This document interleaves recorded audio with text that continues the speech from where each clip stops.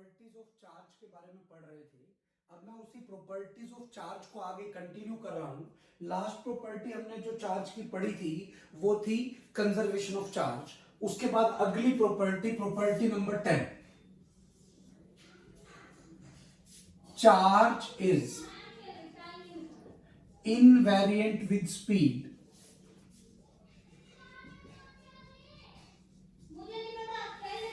unlike mass. Charge is invariant with speed unlike mass. होता क्या है बेटा, ये इंपॉर्टेंट प्रॉपर्टी है। नीट में इस पे बेस क्वेश्चन आया हुआ है, जेई मेन में इस पे बेस क्वेश्चन आया हुआ है, सीबीएसई में कई बार इस पे बेस क्वेश्चन आया हुआ है। तो आपको बड़े ध्यान से समझना है।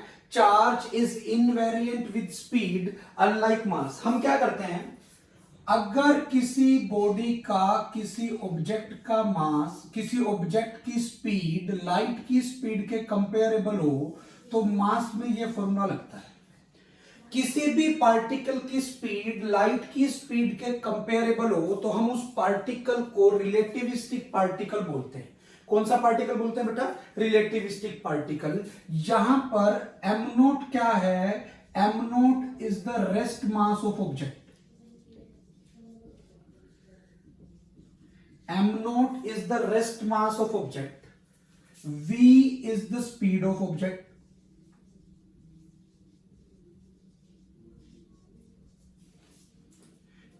and m is the moving mass of object,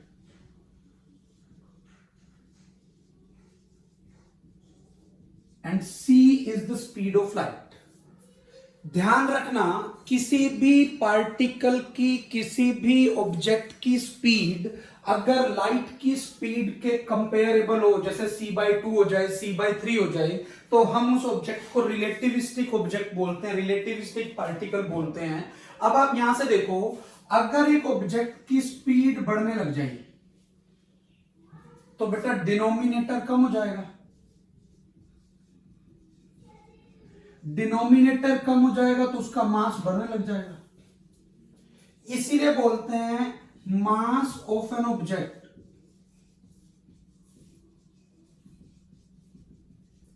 increases with increase in its speed. पर बेटा ये सिर्फ तभी होता है अगर पार्टिकल रिलेटिविस्टिक पार्टिकल हो, मतलब उसकी स्पीड लाइट की स्पीड के कंपेरेबल हो। अगर उसकी स्पीड लाइट की स्पीड से कम हो, जैसे v c से बहुत छोटा, तो ये टर्म नेग्लिजिबल हो जाएगी, तो रेस्ट मास और मूविंग मास सेम हो जाएगा। पर मैं तो इस चैप्टर में चार्ज पे कंसंट्रेट कर रहा हूं और लिखा है प्रॉपर्टी है charge is invariant with speed unlike mass. मतलब अगर स्पीड चाहे ऑब्जेक्ट रेस्ट पे हो, चाहे चार्ज पार्टिकल रेस्ट पे हो, चाहे चार्ज पार्टिकल मूव कर रहा हो, उसके चार्ज पे कोई फर्क नहीं पड़ता, मास पे फर्क पड़ता है। बिल्कुल सेम लाइन पर, यहीं पर अगर मैं कहूं Q is equal to Q naught if charge is at rest, then Q will be equal to Q naught if charge is moving. तो बेटा अगर चार्ज चल रहा हो तो भी चार्ज सेम का सेम रहेगा। ये लिखना गलत है, ये गलत है। कब? अगर चार्ज मूव कर रहा हो, चाहे चार्ज मूव कर रहा हो, चाहे चार्ज रेस्ट पे हो, चार्ज पार्टिकल पे जो चार्ज है, उस चार्ज ऑब्जेक्ट पे जो चार्ज है वो सेम रहेगा, वो स्पीड के साथ वेरी नहीं करेगा। आपको ये ध्यान रखना है। यहीं से एक और पॉइंट पता लगता है जो आपको बड़े ध्यान से देखना है। हमारे लिए ज्यादा इंपॉर्टेंट चार्ज नहीं होता, हमारे लिए ज्यादा इंपॉर्टेंट स्पेसिफिक चार्ज होता है। क्या होता है बेटा? स्पेसिफिक चार्ज, जिसका मतलब होता है Q/m, जिसको आप चार्ज टू मास रेशियो भी बोलते हो। जिसको आप चार्ज टू मास रेशियो भी बोलते हो। ये इसके दो फायदे होते हैं। एक तो हम चार्ज ना पढ़ के चार्ज टू मास के बारे में बात कर लेते हैं, तो बेटा इसके अगर मैं यूनिट की बात करूं तो इसके यूनिट हो जाएंगे coulomb per KG, this is SI unit. दूसरा, इसके साइन से अगर ये पॉजिटिव है, क्योंकि मास तो हमेशा ही पॉजिटिव होगा, इसके साइन से मुझे पता लग जाएगा कि स्पेसिफिक चार्ज पॉजिटिव है या स्पेसिफिक चार्ज नेगेटिव है।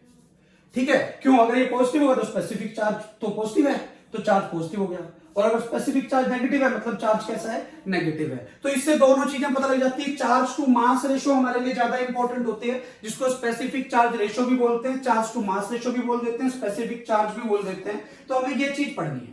अब अगर स्पीड बढ़े एक पार्टिकल की, मान लो रिलेटिविस्टिक पार्टिकल है, तो पक्का है चार्ज तो सेम रहेगा, बट मास इंक्रीज करेगा, क्योंकि अभी हमने पढ़ लिया। चार्ज सेम रहेगा, मास क्या करेगा, इंक्रीज करेगा। अगर चार्ज सेम रहेगा, मास इंक्रीज करेगा, बड़े ध्यान से देखना है, चार्ज सेम रहेगा, मास इंक्रीज करेगा, तो बेटा पक्का हो गया Q/m, charge to mass ratio, charge to mass ratio Q/m। Mass बढ़ गया तो Q/m कम हो गया, विद इंक्रीज इन स्पीड। बेटा बड़े ध्यान से समझना है, अगर मैं सिर्फ चार्ज की बात करूं, किसकी बात करूं, सिर्फ चार्ज की, तो वो स्पीड के साथ चेंज नहीं होगा। जितना ऑब्जेक्ट पे चार्ज रेस्ट पे है उतना ही मोशन में होगा, ठीक है। मास की बात करूं चेंज होगा, चार्ज टू मास की बात करूं चेंज होगा। ये केमिस्ट्री में भी आता है, पता नहीं कौन से चैप्टर में आता है, बट केमिस्ट्री में भी यूज होता है, पता नहीं 11th या 12th में कहीं पर है, मेरे को ध्यान है, कभी स्टूडेंट्स ने डाउट लिए हुए। तो मैं इसलिए बोल रहा हूं मास स्पीड के साथ चेंज होता है, चार्ज चेंज नहीं होता। चार्ज टू मास रेशो और बोल दूं स्पेसिफिक चार्ज वो चेंज होगा। ऐसे ही जैसे mass change theory of relativity का पार्ट होता है, ठीक है, सिर्फ रिलेटिविस्टिक ऑब्जेक्ट के लिए बात कर रहा हूं, जब स्पीड लाइट की स्पीड के कंपेरेबल हो। जैसे मास स्पीड के साथ चेंज होता है, इसी तरह से लेंथ भी स्पीड के साथ चेंज होती है। क्या चेंज होती है बेटा, लेंथ भी स्पीड के साथ चेंज होती है, मास भी चेंज होता है, लेंथ भी चेंज होती है, बट चार्ज चेंज नहीं होता। आगे पढ़ेंगे linear charge density, linear charge density वो होती है चार्ज बाय लेंथ। चार्ज तो चेंज नहीं हुआ बट लेंथ चेंज हो गई, तो लीनियर चार्ज डेंसिटी भी स्पीड के साथ क्या कर जाएगी, चेंज हो जाएगी। This is the next property conservation of charge के बाद, बहुत इंपॉर्टेंट प्रॉपर्टी है। Charge is invariant with speed unlike mass. NEET में या जेई मेन में लास्ट 2-3 साल में एक बार क्वेश्चन आया हुआ है, क्या अगर एक चार्ज पार्टिकल रेस्ट पे है तो क्यू नॉट चार्ज है, अब वो v स्पीड से चलने लग गया, चार्ज कितना होगा। पहली ऑप्शन क्यू नॉट थी, एक ये थी, एक में ये मल्टीप्लीकेशन में था, और एक ऑप्शन थी क्यू नॉट इंटू v/c। तो आंसर सही ये वाला होगा, चाहे चार्ज रेस्ट पे है चाहे चार्ज मोशन में है, चार्ज सेम का सेम रहता है। नेक्स्ट प्रॉपर्टी,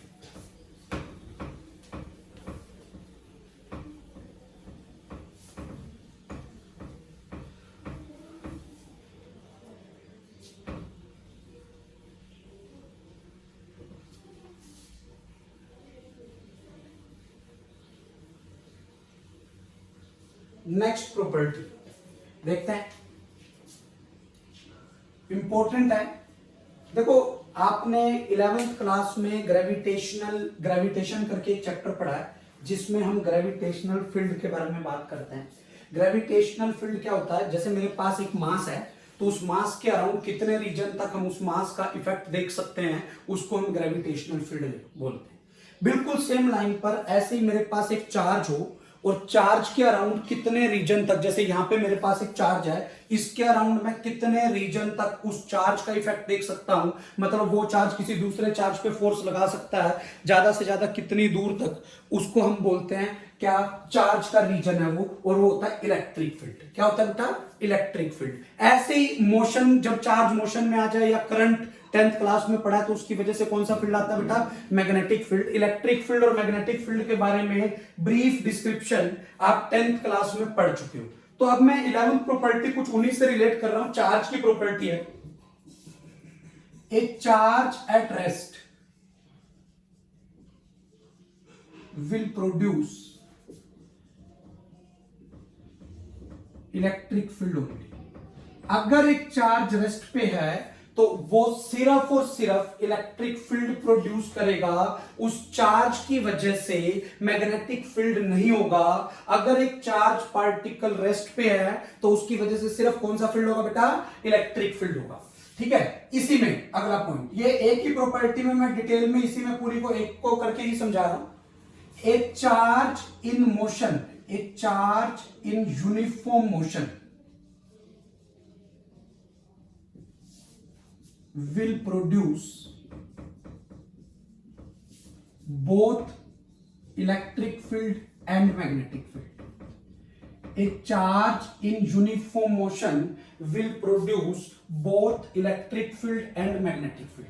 अगर एक चार्ज यूनिफॉर्म मोशन में है, यूनिफॉर्म मोशन का मतलब कांस्टेंट वेलोसिटी से चल रहा है, एक्सेलरेट नहीं कर रहा है, तो वो इलेक्ट्रिक फील्ड भी प्रोड्यूस करेगा और मैग्नेटिक फील्ड भी। इससे एक बात तो पता लग गई, चार्ज है चाहे वो चल रहा है चाहे वो रेस्ट पे है, उसका पक्का है कौन सा होगा, इलेक्ट्रिक फील्ड भी। इलेक्ट्रिक फील्ड तो पक्का प्रोड्यूस करेगा, but does not emit radiations. ये चार्ज पार्टिकल रेडिएशंस को एमिट नहीं करेगा। यूनिफॉर्म मोशन वाला इलेक्ट्रिक फील्ड भी प्रोड्यूस करेगा, मैग्नेटिक फील्ड भी प्रोड्यूस करेगा, बट रेडिएशंस को एमिट नहीं करेगा। अगला, एक चार्ज, ऐसे लिखो, एन एक्सेलरेटेड चार्ज पार्टिकल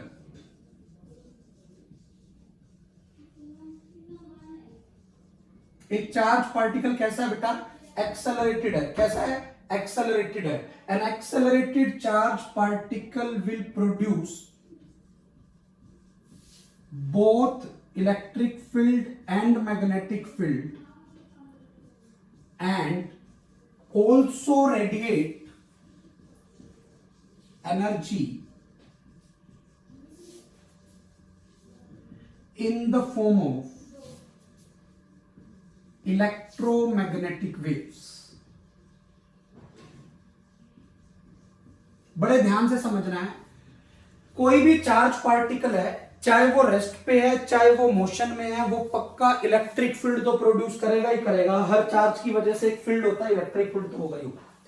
अब अगर जब भी चार्ज पार्टिकल चल रहा है चाहे कुछ भी स्पीड है, उसके चलने की वजह से पक्का मैग्नेटिक फील्ड भी होगा, ठीक है। बट अगर वो एक्सेलरेट भी कर रहा है, मतलब चल भी रहा है, स्पीड बढ़ रही है या स्पीड कम हो रही है, तो एक्सेलरेटेड चार्ज पार्टिकल मतलब चल भी रहा है, चार्ज भी है, तो इलेक्ट्रिक फील्ड भी हो गया, मैग्नेटिक फील्ड भी हो गया।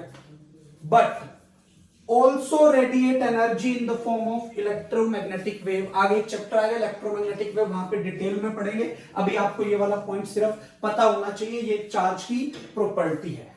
अगली property, next property, any charge given to an isolated conductor will always reside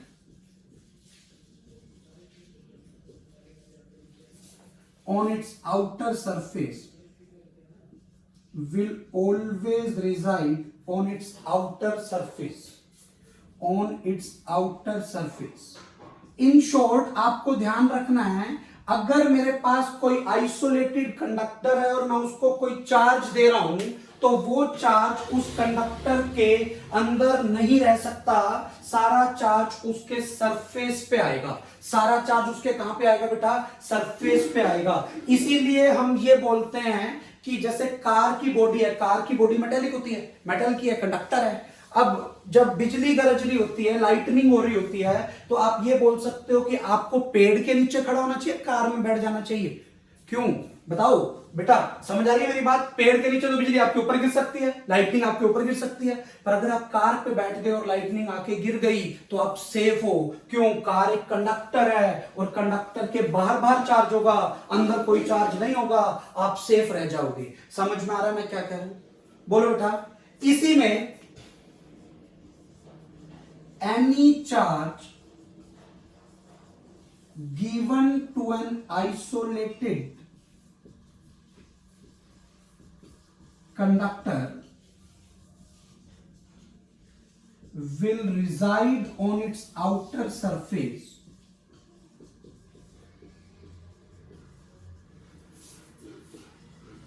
in such a way that surface charge density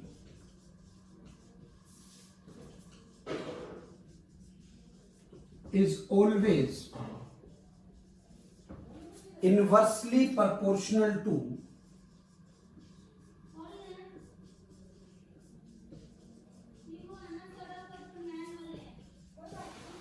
the radius of curvature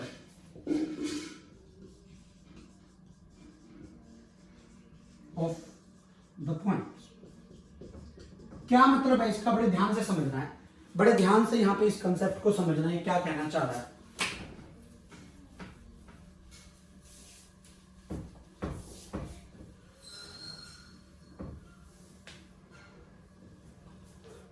देखो बड़े ध्यान से, मेरे पास ये एक स्फीयर है,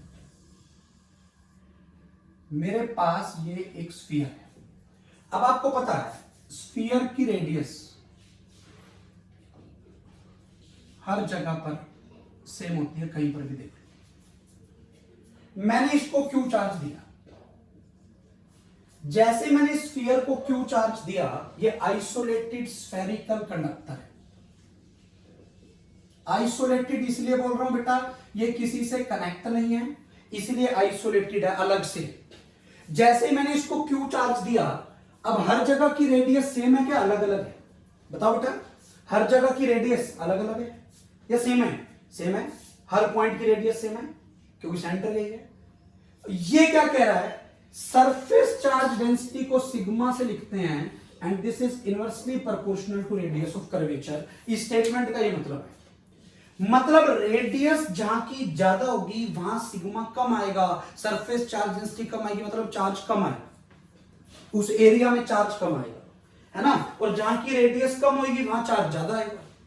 पर यहां तो हर जगह की रेडियस क्या है, सेम है, तो हर जगह पे चार्ज का डिस्ट्रीब्यूशन सेम आएगा। इसीलिए इस केस में हम बोलते हैं कि यूनिफॉर्म डिस्ट्रीब्यूशन ऑफ चार्ज होगा। सिग्मा का मतलब है सरफेस चार्ज डेंसिटी, मतलब चार्ज पर यूनिट एरिया, एक एरिया में कितना चार्ज आएगा। अब हर जगह की रेडियस सेम है, स्फेरिकल है इसलिए, और आइसोलेटेड तो है ही है, तो स्फेरिकल में हर जगह की रेडियस सेम है, तो हर जगह पर चार्ज भी क्या आएगा बेटा, सेम आएगा। अब मैं क्या करता हूं, अब अगर मैं कोई और कंडक्टर ले लेता हूं, इस प्रॉपर्टी का बहुत यूज होता है इसीलिए डिटेल में बता रहा हूं। अगर मैं कोई ऐसा कंडक्टर ले लूं,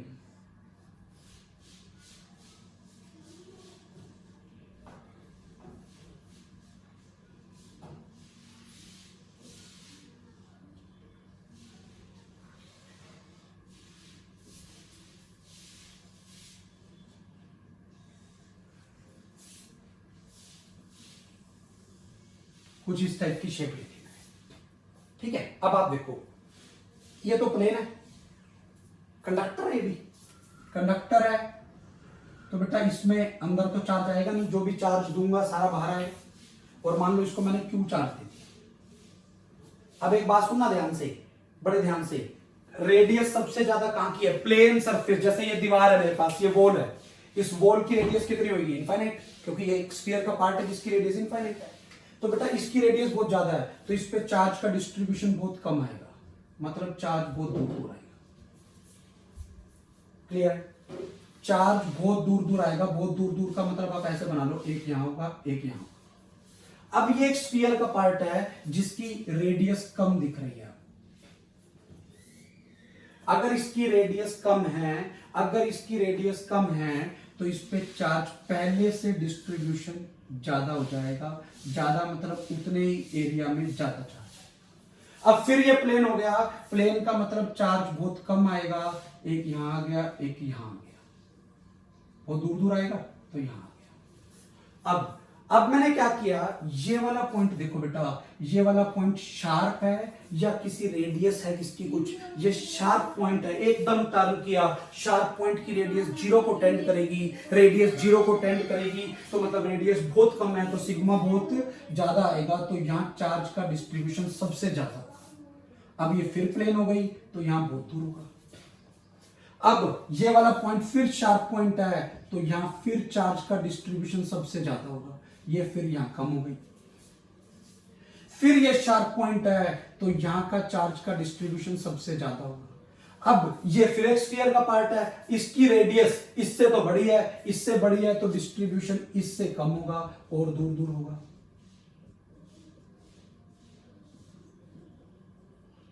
प्लेन हो तो और दूर हो जाएगा, स्फीयर का पार्ट है तो उसके हिसाब से, रेडियस के हिसाब से हम देख लेंगे। Are you getting my point? तो यहां से मेरे पास एक पॉइंट और पता लग गया कि जिस पॉइंट की रेडियस कम होगी, जिस पॉइंट की रेडियस कम होगी उस पे सरफेस चार्ज डेंसिटी ज्यादा होगी, मींस उस पे चार्ज ज्यादा आएगा। तो इससे क्या पॉइंट पता लगा, पहले तो ये पॉइंट पता लग गया कि हम किसी भी आइसोलेटेड कंडक्टर को अगर कोई चार्ज देते हैं तो वो चार्ज सिर्फ उसके कहां पर आता है बेटा, आउटर सरफेस पे आता है, ठीक है, उसके अंदर नहीं आता। किस तरह से आता है, इस तरह से आता है कि surface charge density is inversely proportional to the radius of curvature, radius of curvature उस पॉइंट की उसके इनवर्सली प्रोपोर्शनल हो, मतलब जहां की रेडियस कम होगी वहां पर सरफेस चार्ज डेंसिटी ज्यादा होगी। ये कहां से डिराइव होके आया वो आगे जब हम कंडक्टर पढ़ेंगे इस चैप्टर में वहां पे आएगा, वहां पे मैं आपको बता दूंगा। ये भी क्लियर है यहां तक? इसी को अगर मैं इसी प्रॉपर्टी को थोड़ा सा सिंप्लीफाई करके इसका एक रिजल्ट यहां से कंक्लूजन निकालूं तो इस कंक्लूजन से क्या निकला कि शार्प पॉइंट्स पर चार्ज का डिस्ट्रीब्यूशन ज्यादा हुआ या कम हुआ, ज्यादा हुआ। तो यहीं से पता लग गया। अब यहां यूनिफॉर्म डिस्ट्रीब्यूशन है कि नॉन यूनिफॉर्म डिस्ट्रीब्यूशन है? पहली बात तो नॉन यूनिफॉर्म, क्यों एक जैसा नहीं है? क्यों नहीं है? क्योंकि हर जगह की रेडियस सेम नहीं है। अब बड़े ध्यान से यहां पे देखते हैं, बड़े ध्यान से यहां पे देखना है। चार्ज एक्यूमुलेट्स मोर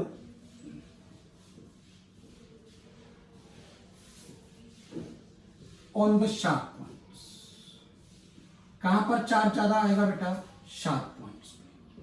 जैसे अगर मैं बात करूं, ये मेरे पास एक 1 पॉइंट मान लिया, ये मेरे पास एक सेकंड पॉइंट है, ये मेरे पास थर्ड पॉइंट है, ये मेरे पास फोर्थ पॉइंट। मैंने ये 4 पॉइंट लिए और मैं इस केस में आपको कहूं कहां की सरफेस चार्ज डेंसिटी सबसे ज्यादा होगी। अभी अभी हमने पढ़ा था कि यहां पर sigma is inversely proportional to R, जहां की रेडियस कम होगी वहां की सरफेस चार्ज डेंसिटी ज्यादा होगी। सबसे कम रेडियस कहां की है बेटा? थर्ड की,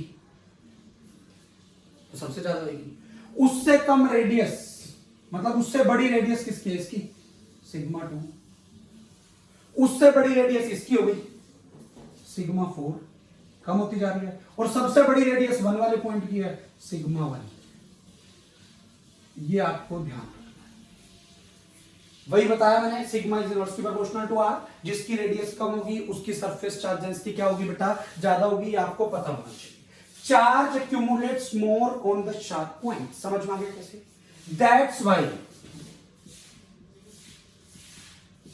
That's why the lightning rods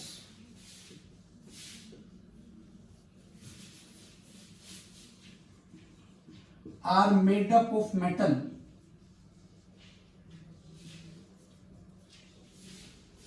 with sharp ending points. That's why lightning rods are made up of metal with sharp ending points. अब क्या होता है, आपने घर पे जब कोई नया घर बनाता है तो घर की रूफ पर एक लाइटनिंग रोड्स लगाई जाती है ताकि अगर बिजली गिरे तो घर को नुकसान ना हो।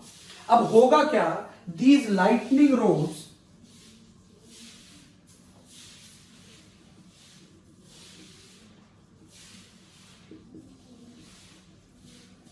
with sharp points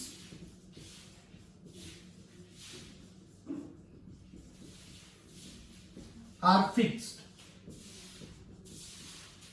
on the top of the house.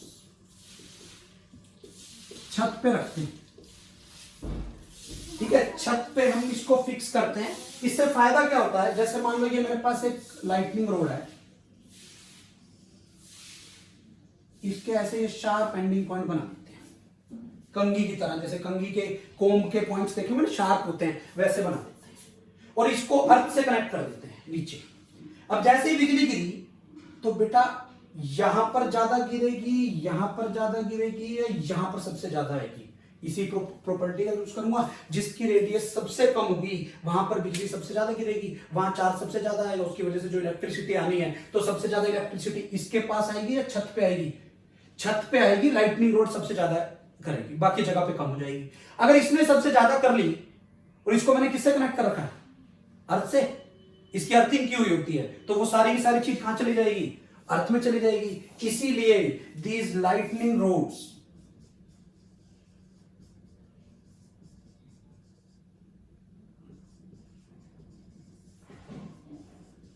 helps us in preventive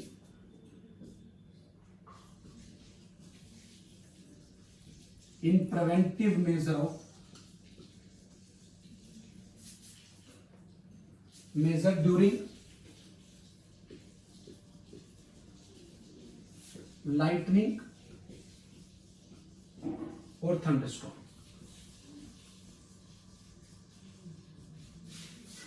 इस लाइटनिंग रोड ये हमें ऐसे हेल्प करती है, घर को ऐसे ये बचा के चलती है।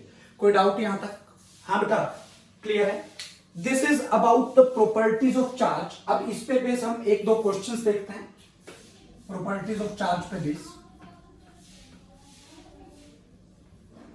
हम प्रॉपर्टीज ऑफ चार्ज पे बेस अब एक दो क्वेश्चंस देखते हैं। पहला क्वेश्चन बनेगा बेटा, अभी देखो हमने कंजर्वेशन ऑफ चार्ज पढ़ा है, क्वांटाइजेशन ऑफ चार्ज पढ़ा है, इन सब पे बेस अब हम क्वेश्चन देखने वाले हैं।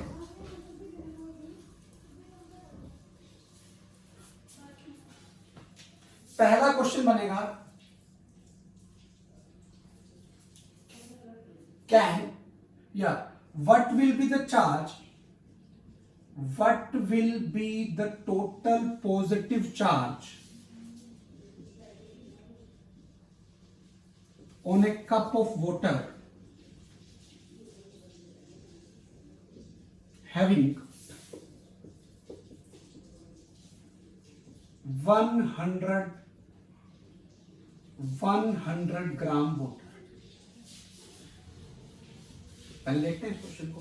क्या कह रहा है, मेरे पास एक कप है, जो टी वाला कप होता है ना बेटा, उसमें 100-150 ग्राम ही आती है चीज। मैंने कहा उसमें मैंने पानी डाल दिया, मुझे उस पानी पे टोटल पॉजिटिव चार्ज बताना है। अब आपको पता पानी का अगर मैं फॉर्मूला देखूं तो आपको पता पानी का फॉर्मूला H2O होता है। ये न्यूट्रल होगा, जितना इसमें पॉजिटिव चार्ज होगा उतना ही इसमें नेगेटिव चार्ज होगा, जितना इसमें पॉजिटिव चार्ज होगा उतना ही नेगेटिव चार्ज होगा। तो मैं सिर्फ टोटल पॉजिटिव पूछा तो मैं अलग से पॉजिटिव चार्ज निकालूंगा। अब अगर मैं बात करूं H2O का मतलब हाइड्रोजन का मास नंबर 1 होता है, तो ये 2 है तो 2 गए। ऑक्सीजन का 16 होता है, तो टोटल H2O 18 ग्राम हो गया। 18 gram of water means 1 mole of water. कोई डाउट? केमिस्ट्री है, थोड़ी सी मिक्स हो रही है। 18 gram of water means 1 mole of water. 18 gram water में 1 मोल वाटर का होगा। अब आपको पता होना चाहिए 1 मोल के अंदर 6.022 into 10 to the power 23 atom होते हैं। मतलब यहां से आ गया 18 gram of water is equal to 1 mole of water is equal to 6.022 into 10 to the power 23 molecules of water. Atom नहीं बोलूंगा, मॉलिक्यूल होगा ना वाटर का। तो एटम तो हाइड्रोजन एटम, ऑक्सीजन एटम अलग अलग है, पर ये तो पूरा मॉलिक्यूल बन गया। 1 मोल में इतने होते हैं। अब आप यहां से समझो, 18 ग्राम वाटर में 6.022 इंटू 10 की पावर 23 मॉलिक्यूल्स हैं वाटर के। तो बेटा 1 ग्राम में कितने होंगे? 6.022 इंटू 10 की 23/18 मॉलिक्यूल होंगे। 100 ग्राम में कितने होंगे? मुझे तो 100 ग्राम में निकालना है। 6.022 into 10 to the power 23/18 into 100 molecule होंगे। ये चीज आपको ध्यान रखनी है। किसके मॉलिक्यूल्स होंगे? वाटर के होंगे। यहीं से बड़े ध्यान से, 1 molecule of water contains, बेटा मॉलिक्यूल तो न्यूट्रल होगा, तो उसके अंदर जितने प्रोटॉन होंगे उतने इलेक्ट्रॉन होंगे। अब अगर मैं प्रोटॉन की बात करूं, हाइड्रोजन एटम के अंदर 1 प्रोटॉन होगा, क्योंकि 1H1 का मतलब है 1 प्रोटॉन 1 इलेक्ट्रॉन 0 न्यूट्रॉन। ऑक्सीजन का एटॉमिक नंबर 8 होता है, 8 होता है तो उसमें 8 proton 8 electron.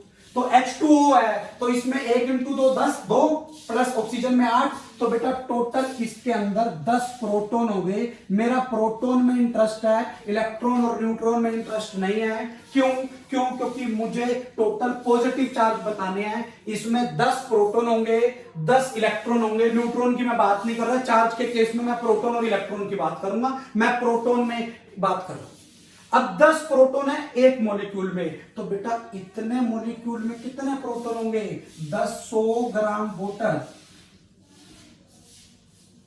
Is equal to 6.022 into 10 की 23 बाई 18। ये 10 की 25 ही हो गया ना, ये और ये मिलके 10 की 25 हो गया।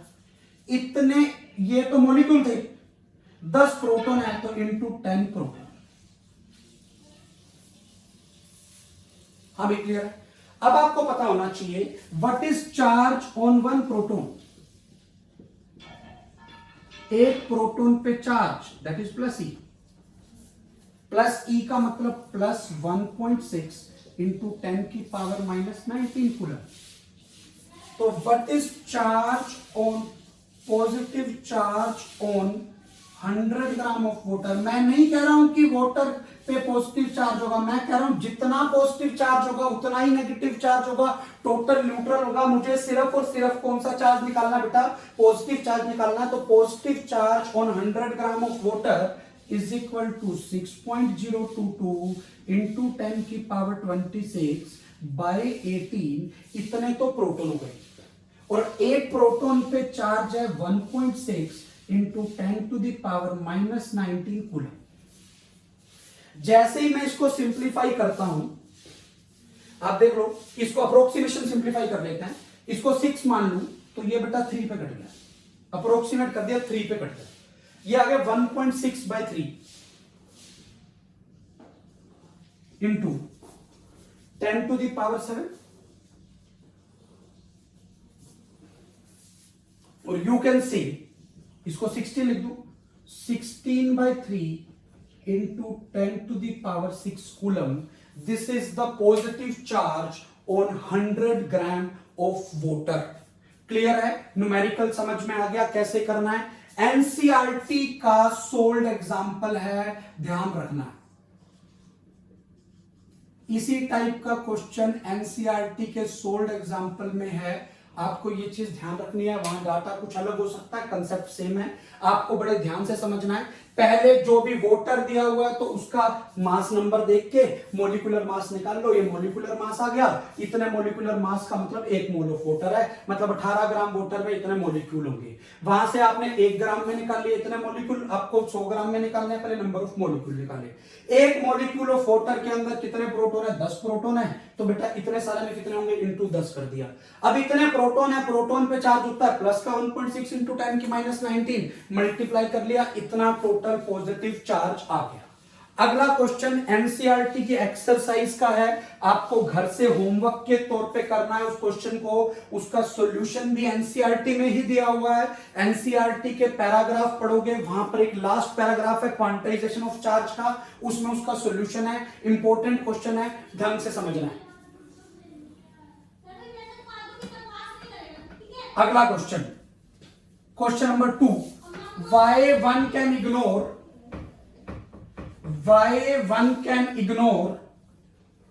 the quantization of charge at macroscopic level?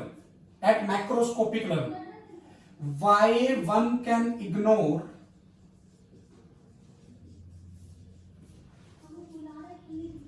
the quantization of charge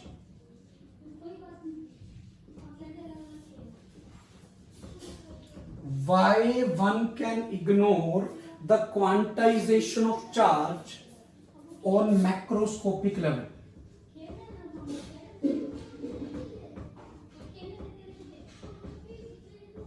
NCERT की एक्सरसाइज का क्वेश्चन है, why one can ignore the quantization of charge on macroscopic level? आपको घर से करना है, ये आपका होमवर्क है। Next is methods of charging an object. Next heading is methods of charging an object. हम एक ऑब्जेक्ट को हमें चार्ज करना है, इलेक्ट्रीफाइड करना है। उस ऑब्जेक्ट को चार्ज करने के लिए हमारे पास क्या क्या मेथड्स हैं, अब हम उसको डिस्कस करने वाले हैं। ठीक है, पहला मेथड है फ्रिक्शनल इलेक्ट्रिसिटी। क्या मेथड है बेटा? फ्रिक्शनल इलेक्ट्रिसिटी और चार्जिंग बाय रबिंग।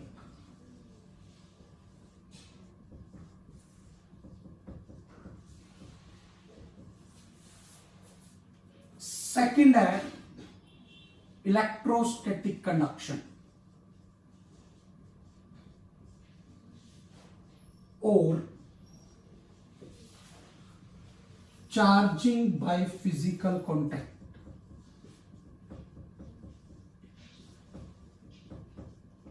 दो चीजों को आपस में कांटेक्ट में लाकर चार्ज करो।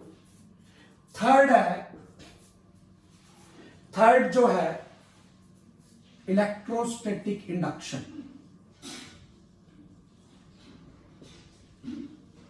इंडक्शन का मतलब होता है इंड्यूस करना, और बोल देते हैं चार्जिंग बाय इंडक्शन।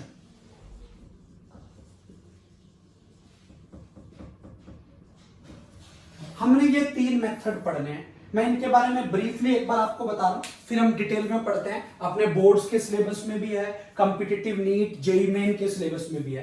पहला फ्रिक्शनल इलेक्ट्रिसिटी और चार्जिंग बाय रबिंग। मैं थोड़े थोड़े डेली लाइफ के एग्जांपल साथ में लूंगा। चार्जिंग बाय रबिंग और फ्रिक्शनल इलेक्ट्रिसिटी। मेरे पास एक कॉम्ब है, अगर मैं इसको ड्राई हेयर में रब करूं और उसके बाद अगर पेपर्स उठाऊं तो आपने देखा होगा पेपर्स उठ जाते हैं।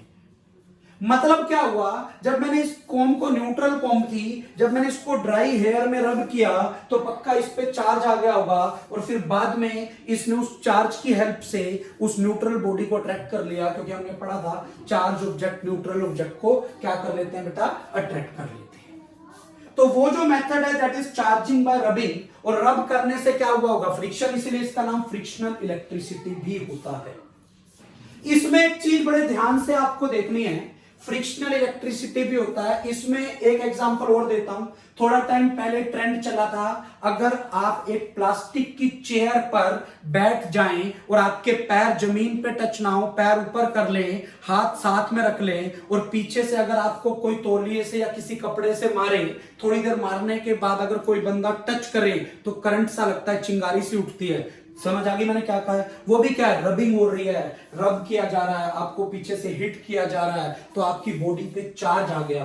पर आप प्लास्टिक की चेयर पे बैठे हो तो चार्ज अर्थ में ट्रांसफर नहीं हो रहा। आपने पैर भी अर्थ से कनेक्ट नहीं कर रखे हैं। इसीलिए होता क्या है, जैसे कोई बंदा ग्राउंड पे खड़ा हुआ आपको टच करेगा तो चार्ज को जाने का रास्ता मिल गया अर्थ में, और अगर चार्ज ज्यादा था और एकदम से रास्ता मिल जाए तो वो स्पार्क प्रोड्यूस करता है, इसलिए कई बार चिंगारी प्रोड्यूस होती है। ये फ्रिक्शनल इलेक्ट्रिसिटी है। इसमें एक दो चीजें और ध्यान रखने की है। क्या कि जैसे अगर मैं दो ऑब्जेक्ट को रब कर रहा हूं तो एक पे पॉजिटिव चार्ज आएगा, एक पे नेगेटिव चार्ज आएगा। क्यों? पढ़ा ही था हमने, जब दो ऑब्जेक्ट को रब करूंगा, पहले दोनों न्यूट्रल थे, अगर मैं इन दोनों को रब कर रहा हूं तो बेटा एक इलेक्ट्रॉन लूज करेगा और दूसरा इलेक्ट्रॉन गेन करेगा। जब एक इलेक्ट्रॉन लूज करेगा, एक इलेक्ट्रॉन गेन करेगा, तो कौन लूज करेगा, कौन गेन करेगा? इसके लिए आपको कंसेप्ट कैसे समझना है।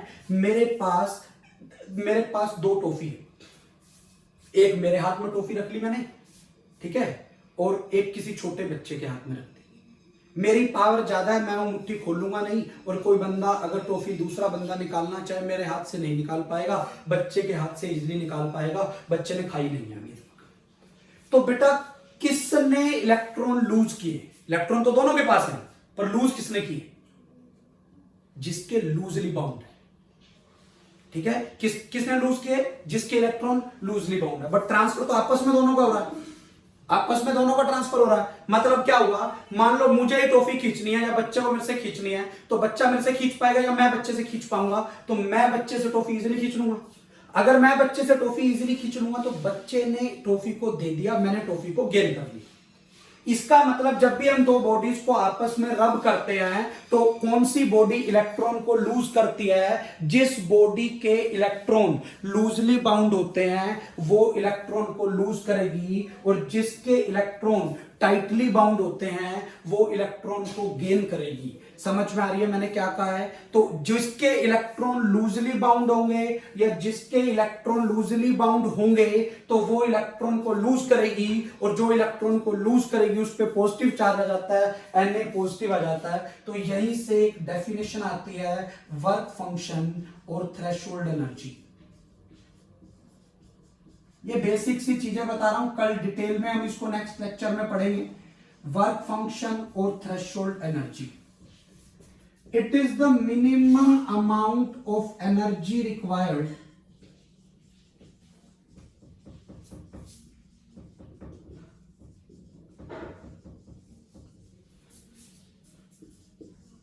to eject the electrons from the object।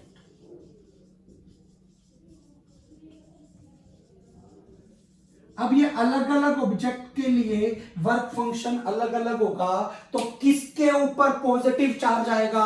जिसका वर्क फंक्शन ज्यादा हो या कम हो? कम हो। क्यों? वहां से इलेक्ट्रॉन को निकालना आसान होगा। जिसके लिए एनर्जी कम चाहिए वहां से इलेक्ट्रॉन को निकालना ज्यादा आसान होगा, और जिसके लिए एनर्जी ज्यादा चाहिए वो इलेक्ट्रॉन को गेन करेगा। अगर रबिंग की बात करूं, फ्रिक्शनल इलेक्ट्रिसिटी और चार्जिंग बाय रबिंग का केस समझ में आ गया था। उसके बाद है इलेक्ट्रोस्टैटिक कंडक्शन और चार्जिंग बाय फिजिकल कांटेक्ट। अगर मैं कंडक्शन की बात करूं, कंडक्शन नाम से ही पता लग रहा है फिजिकल कांटेक्ट। फिजिकल कांटेक्ट, एक बॉडी चार्ज है दूसरी चार्ज नहीं है, ये सिर्फ कंडक्टर के लिए रखता है। एक बॉडी चार्ज है दूसरी चार्ज नहीं है, इनको आपस में टच करा दूं या इनको आपस में किसी वायर से कनेक्ट कर दूं, इनको आपस में किससे कनेक्ट कर दूं बेटा? किसी वायर से कनेक्ट कर दूं तो क्या हो जाता है? एक बॉडी का चार्ज दूसरी बॉडी के साथ शेयर हो जाता है, चार्ज आपस में शेयर हो जाते हैं। क्लियर है यहां तक? इसको बोलते हैं electrostatic conduction, charging by physical contact. यहीं से आ गया अगला इलेक्ट्रोस्टैटिक इंडक्शन और चार्जिंग बाय इंडक्शन। इंडक्शन का मतलब ये होता है इंड्यूस होना। इंड्यूस होने के लिए टच कराने की जरूरत नहीं है, पास में रखना पड़ता है। ऐसा बोला जाता है अच्छे बच्चे के साथ किसी बच्चे को छोड़ दिया जाए तो उसमें भी अच्छे गुण आ जाते हैं। बिल्कुल सेम लाइन पर अगर मैं चार्ज बॉडी के पास कोई न्यूट्रल बॉडी रख दूं तो पास टच नहीं करानी, चार्ज बॉडी के पास न्यूट्रल बॉडी रख दूं तो उस पे भी चार्ज इंड्यूस हो जाएगा। कैसे होगा वो आगे फिनोमिनन हम पढ़ेंगे, उसको क्या बोलते हैं बेटा? Electrostatic induction. नेक्स्ट क्लास में हम कोशिश करेंगे कि ये तीनों मेथड हम कवर कर लें। इंपॉर्टेंट है, कॉम्पिटिटिव पॉइंट ऑफ व्यू से बहुत सारे क्वेश्चंस यहां से आपके बनेंगे। आज की क्लास के लिए इतना कर लेते हैं।